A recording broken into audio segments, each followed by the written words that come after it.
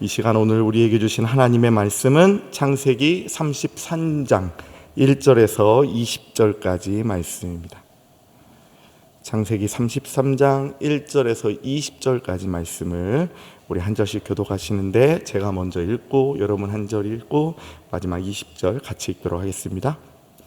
야곱이 눈을 들어보니 에서가 400명의 장정을 거느리고 오고 있는지라 그의 자식들을 나누어 레아와 라헬과 두 여종에게 맡기고 여종들과 그들의 자식들은 앞에 두고 레아와 그의 자식들은 다음에 두고 라헬과 요셉은 뒤에 두고 자기는 그들 앞에서 나아가되 몸을 7번 땅에 굽히며 그의 형 에서에게 가까이 가니 에서가 달려와서 그를 맞이하여 안고 목을 맞추어 그와 입맞추고 서로 우니라. 에서가 눈을 들어 여인들과 자식들을 보고 묻되 너와 함께한 이들은 누구냐? 야곱이 이르되 하나님의 주의 종에게 은혜로 주신 자식들이니이다. 그때에 여종들이 그의 자식들과 더불어 나와 절하고 레아도 그의 자식들과 더불어 나와 절하고 그 후에 요셉이 라헬과 더불어 나와 절하니 에서가 또 이르되 내가 만난 바 이 모든 때는 무슨 까닭이냐. 야곱이 이르되 내 주께 은혜를 입으려 함이니이다. 에서가 이르되 내 동생아 내게 있는 것이 족하니 내 소유는 내게 두라. 야곱이 이르되 그렇지 아니하니이다. 내가 형님의 눈앞에서 은혜를 입었사오면 청하건대 내 손에서 이 예물을 받으소서. 내가 형님의 얼굴을 배운즉 하나님의 얼굴을 본 것 같사오며 형님도 나를 기뻐하심이니이다. 하나님이 내게 은혜를 베푸셨고 내 소유도 족하오니 청하건대 내가 형님께 드리는 예물을 받으소서 하고 그에게 강권함에 받으니라. 에서가 이르되 우리가 떠나자. 내가 너와 동행하리라. 야곱이 그에게 이르되 내 주도 아시거니와 자식들은 연약하고 내게 있는 양떼와 소가 새끼를 데리고 있은즉 하루만 지나치게 몰면 모든 떼가 죽으리니 청하건대 내 주는 종보다 앞서 가소서. 나는 앞에 가는 그쪽과 자식들의 걸음대로 천천히 인도하여 새 일로 가서 내 주께 나아가리이다. 에서가 이르되 내가 내 종 몇 사람을 내게 머물게 하리라. 야곱이 이르되 어찌하여 그리하리이까? 나로 내 주께 은혜를 얻게 하소서 하매 이날에 에서는 새 일로 돌아가고 야곱은 숫곳에 이르러 자기를 위하여 집을 짓고 그의 가축을 위하여 우릿간을 지었으므로 그 땅 이름을 숫곳이라 부르더라. 야곱이 pad단 아람에서부터 평안히 가나안 땅 세겜 성읍에 이르러 그 성읍 앞에 장막을 치고 그가 장막을 친 밭을 세겜의 아버지 하몰의 아들들의 손에서 베크시타에 샀으며 거기에 제단을 쌓고 그 이름을 엘렐로해 이스라엘이라 불렀더라. 아멘. 야곱의 쌍둥이 형 에서가 400명이나 되는 장정을 거느리고 다가오는 장면을 야곱이 보았다고 오늘 본문 첫머리는 우리에게 기록을 해주십니다. 그 장면을 바라본 야곱이 어떠한 자세를 취했나 보았더니 자식들을 나누어 세우는 일이었다고 성경은 오늘 우리에게 이야기를 해주고 계십니다. 이러한 야곱의 행동을 여러분 어느 정도 알고 계십니까? 왜 이렇게 하는지. 지금 야곱은 부모를 떠나 삼촌 라반의 집에 살다가 20년 만에 집에 돌아가는 길입니다. 돌아오는 그의 모습은 본문 앞구절에 내가 지팡이 만들고 나왔다 라는 말과는 비교가 되지 않습니다. 쌍둥이 형 에서를 위해 예물 삼은 숫자만 보아도 대단하기 때문입니다. 암염소 200마리, 순염소 20마리, 암양 200마리, 순양 20마리, 젖나는 낙타 30과 새끼들, 암소가 40마리, 황소가 10마리, 암나귀가 20이며 새끼나귀가 10마리. 우리 에서 형에게 줄 것을 준비했다고 하는 거 보면 그의 소유는 상상할 수 없을 정도로 불어 있었습니다. 그런데 이 엄청난 예물은 야곱의 가진 부를 가시 위한 것도 아니고 과시하기 위한 것도 아니고 형 에서에게 이거 형 축복 가로채서 받은 내 재산이야 하며 자기의 가진 것을 함께 나누며 오순도순 살려는 형제에서 나오는 것도 아닙니다. 지금 이러한 야곱의 자세는 형 에서에 대한 야곱의 두려움에서 나오고 있는 것입니다.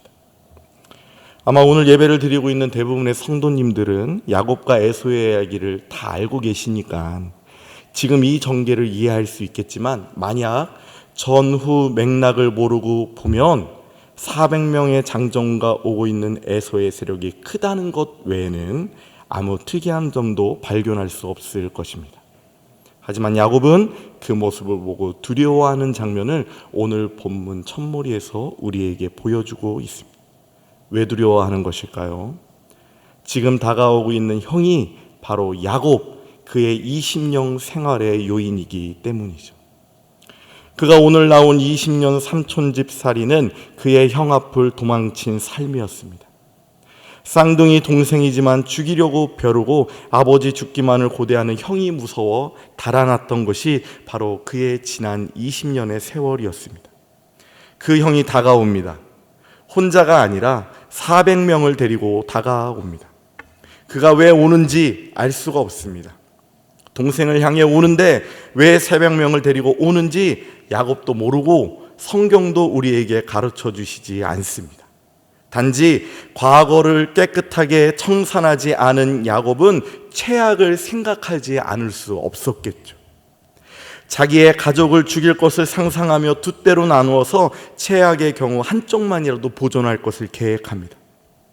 지난날 에서의 위협에서 달아날 때와 달리 4명의 부인과 11명의 아들, 딸 하나를 데리고 있는 무거운 몸이라 그들을 위해서라도 현실적으로 걱정하지 않을 수 없었던 것입니다.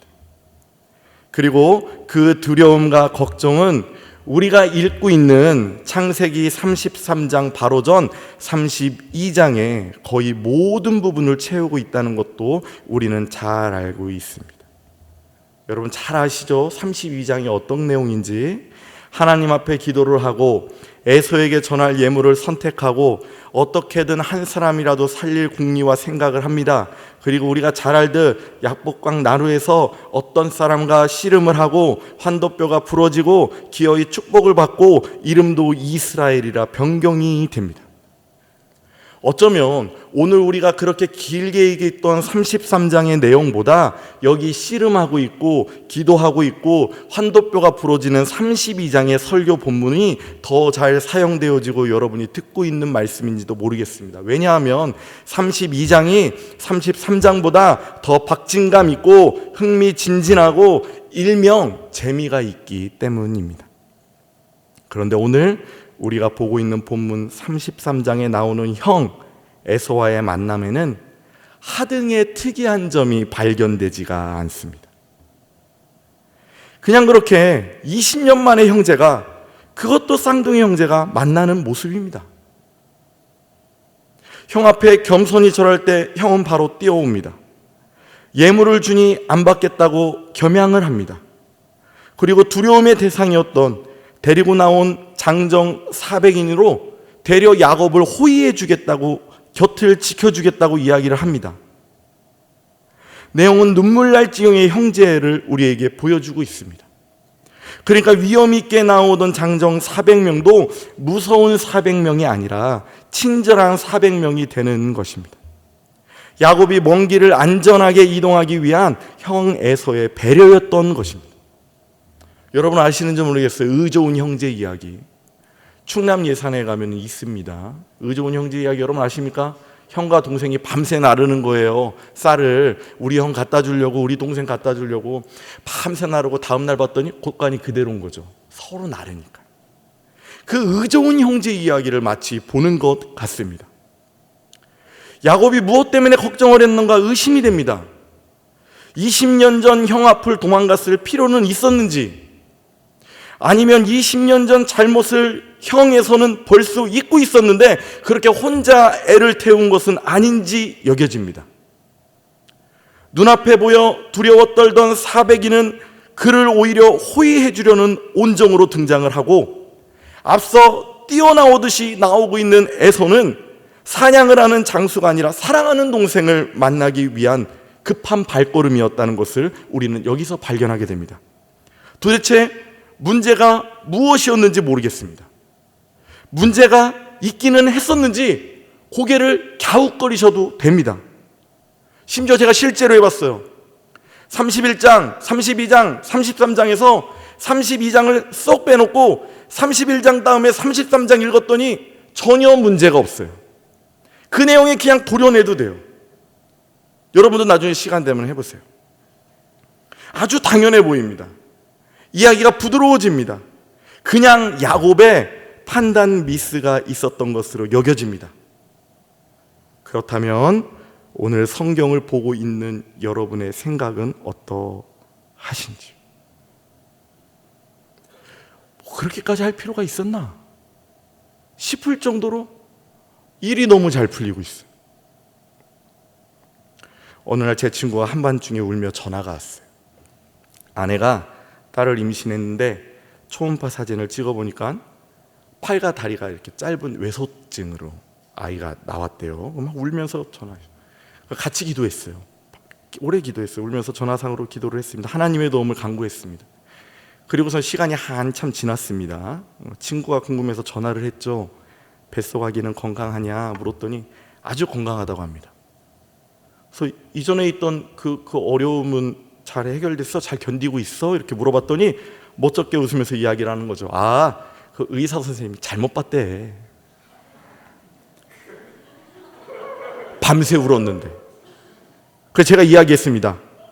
아니야, 그거 하나님이 하신 거야. 질문해 봅니다. 하나님이 우리 가운데 어떻게 역사하시나요? 하나님이 여러분 삶 가운데 어떻게 등장하시나요? 하나님이 우리의 문제를 해결하고 나의 기도 제목을 이루실 때 어떻게 나타나시나요? 혹 마치 오늘 야곱의 이야기와 같이 등장하시지 않던가요? 내가 오해를 했구나, 내가 잘못 판단했네 할 정도로 너무나도 자연스럽고 완전하게 해결하시지 않던가요?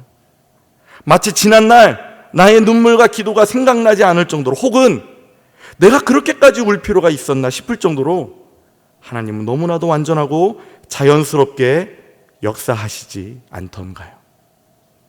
이거 함정입니다. 이거 함정이에요. 이것이 지금 우리가 놓치고 있는 부분이 되는 겁니다. 잘 생각해 보세요. 우린 이러한 말들을 합니다. 열심히 공부해놓고, 우리 아들이 공부를 하니까 공부를 열심히 했더니 시험 합격을 하네. 내가 이렇게 잘 진행되는 것을 모르고 괜히 맘 졸였어. 열심히 노력한 결과를 맛보는 거지 라고 이야기를 합니다. 하지만 이 너무나도 당연하고 올바른 소리에 우리가 절대 놓쳐서는 안 되는 것이 있다고 지금 여러분에게 말씀드리고 있는 겁니다. 이 너무나도 당연하고 너무나도 자연스럽고 너무나도 익숙한 이 삶의 현장 가운데 우리가 절대 놓쳐야 되지 말아야 되는 것은 무엇이냐? 그것은 하나님의 은혜입니다. 하나님의 도우심입니다. 하나님의 역사하심입니다. 오늘도 우리를 주관하시고 선하게 인도하시는 하나님의 손이 있다는 것을 잊어서는 안 된다는 말씀을 오늘 성경은 우리에게 가르쳐주고 있는 것입니다. 두려움에 가득 차 있는 야곱을 그리고 있는 32장의 내용은 대부분 야곱이 겪은 이야기가 담겨 있습니다. 천사와 씨름을 하는 것도, 축복을 받아내는 것도, 환대뼈가 부러지는 장면도 다른 이들이 본 적이 없습니다. 그래서 야곱의 난리와 극성맞음을 목도하고 있는 다른 가족들은 혹 33장에서 야곱의 무지를 이야기하고 있을지도 모르겠습니다. 우리 아빠가 저렇게 오바를 했네, 생사람 잡았네, 에서 삼촌이 이렇게 착한데. 다 맞는 말입니다. 그렇게 보입니다. 하지만 야곱의 눈에는 그렇게 안 보이겠죠.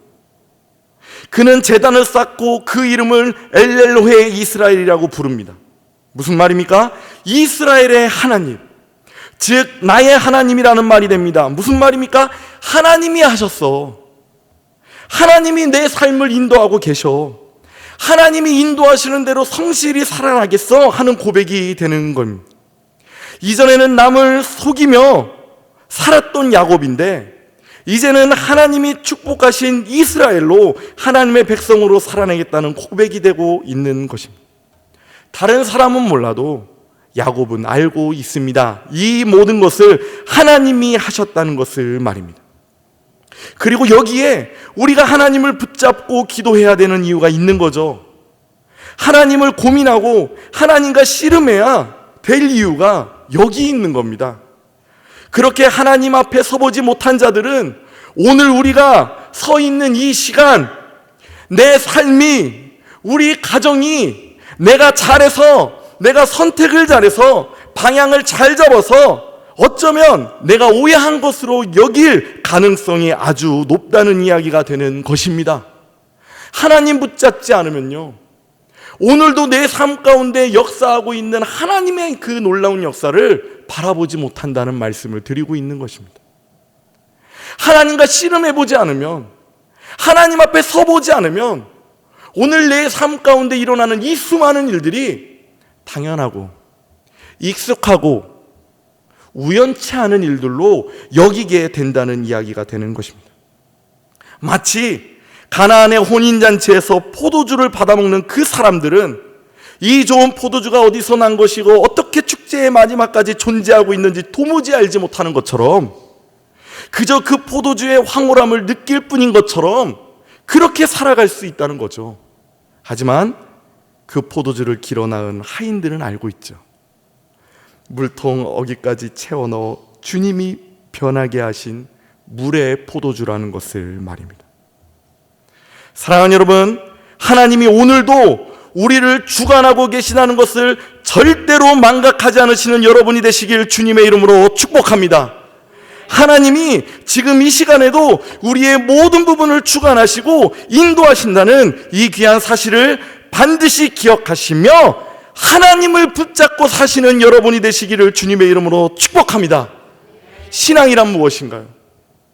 신앙은 매 순간 하나님을 발견하는 것이 신앙입니다.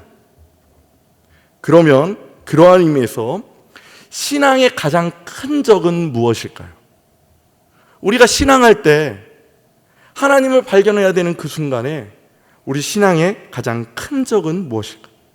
많은 것이 있겠죠. 나태함, 아니면 그 나태함의 그 반대 분주함, 쾌락주의. 근데 오늘 성경을 통해 살펴보니 우리 신앙의 가장 큰 적이 바로 익숙함입니다. 당연함입니다. 평범함입니다.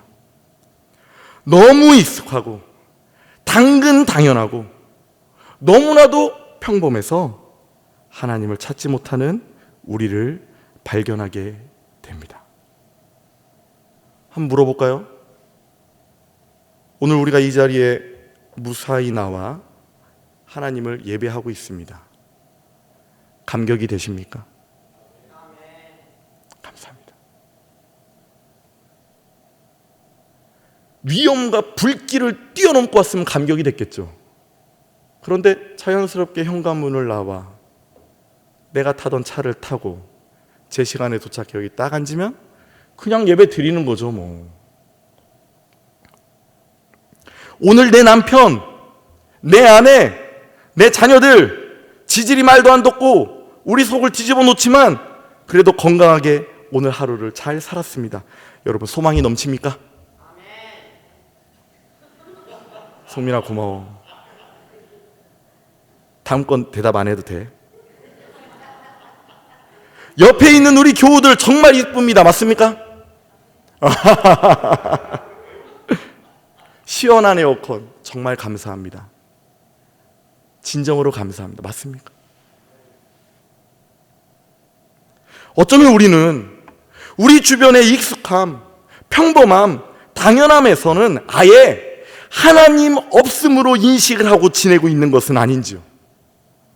물론 우리는 신앙생활을 오래 했으니까 입으로는 하나님이 함께 하시죠. 고백을 하지만 진정 내 안을 들여다봤을 때 내 안에 감격이 없고 참 소망이 없고 깊은 감사가 없다는 것은 어쩌면 내 입술의 고백과 내 신앙이 너무나도 멀다는 증거는 아닐까요?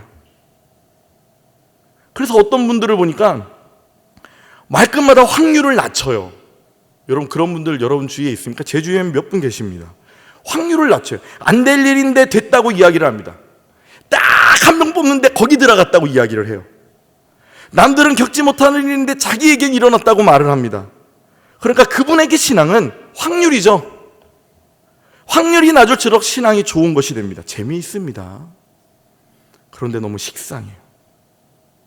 그런데 매번 그렇게 해석을 하니까 마치 확률이 높은 일에서는 하나님의 역사가 일어나지 않는 것처럼 이야기가 됩니다. 압니다. 신앙은 너무나도 당연한 내 일상에서 너무나도 놀랍도록 역사하시는 하나님을 기억해내는 것입니다. 당연하기에, 평범하기에, 익숙하기에 아무 감흥이 없는 것이 아니라 너무나도 당연하기에 더 크게 감사하는 것이 정말 건강한 신앙이 되는 것입니다. 막말로 정말 어려운 거, 정말 확률 높은 그것들, 원래 내 인생에 잘 나타나지 않는 것들, 오늘도 안 나타났어요. 여러분들에게 큰 타격이 있습니까? 별로 타격 없죠.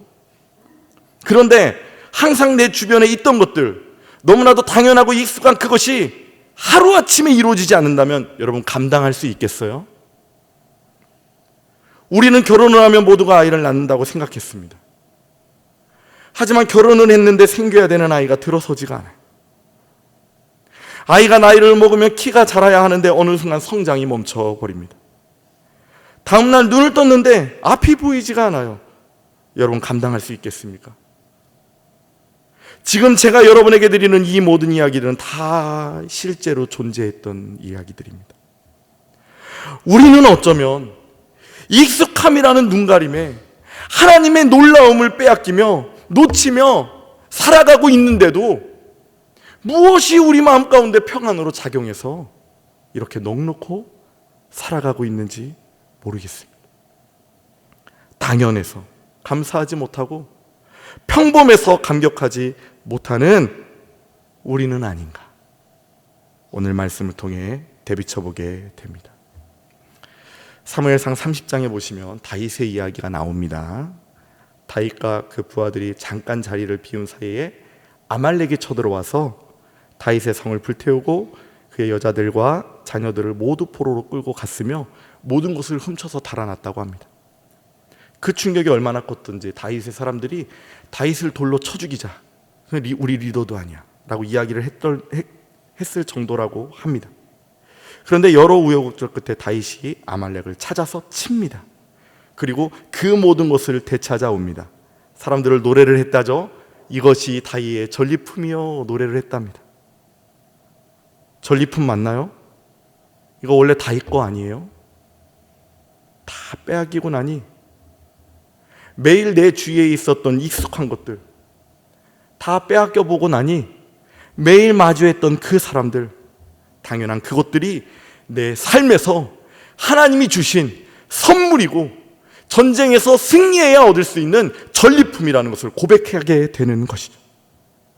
사랑하는 여러분, 반드시 기억해야 됩니다. 하나님은 오늘도 우리 삶 가운데 강권적으로 역사하고 계시는 줄로 믿습니다. 오늘도 우리를 주관하시고 우리에게 수많은 역사하심과 인도하심으로 함께해 주시는 줄로 믿습니다. 너무나 당연하고 너무나 익숙해서 놓치는 것이 아니라 그 자리에서도 분명히 역사하시는 하나님을 감각하시는 가운데 그렇게 오늘도 우리를 살피고 선하게 인도해 주시는 하나님을 발견하며 사시는 우리 모두가 되기를 주님의 이름으로 축복합니다. 하나님이 오늘도 여러분들의 삶을 주관해 주시는 줄로 믿습니다. 오늘도 내 삶 가운데 온전히 역사해 주시는 줄로 믿습니다. 믿으시길 바랍니다. 그럼 됐습니다. 그 고백으로 하루하루를 살아내십시오. 그 고백으로 여러분들이 서 있는 그 자리를 채워 나가십시오. 그 확신으로 오늘도 하나님과 씨름하십시오. 그래서 남들이 다 아무렇지 않게 여기는 그 자리에서도 모든 사람들이 그래서 뭐 하는 그 현실에서도 아니지, 이거 하나님이 하신 거지, 아니지, 하나님이 오늘도 여기 계시지, 감격하여 감사하고 행복한 하루를 살아내십시오. 하나님이 여러분의 삶을 선하게 인도해 주실 줄로 믿습니다. 그래서 선포하십시오. 엘헬로의 이스라엘, 자기 이름을 넣어서 엘헬로의 권순우 목사, 엘헬로의 이집사님, 엘헬로의 김건사님, 하나님께서 여러분을 통해 크고 놀라운 일들을 이루어내실 줄로 믿습니다. 이것이 감사의 절기를 지내고 있는 우리가 마땅히 가져야 될 마음인 줄 알아 이 귀한 말씀을 여러분에게 전해드립니다. 마주하는 모든 곳에도 하나님 발견할 수 있습니다. 매일 겪는 그 사람 안에서도 하나님 느낄 수 있습니다. 그것을 찾아 나가시는 우리 모두가 되기를 주님의 이름으로 축복합니다.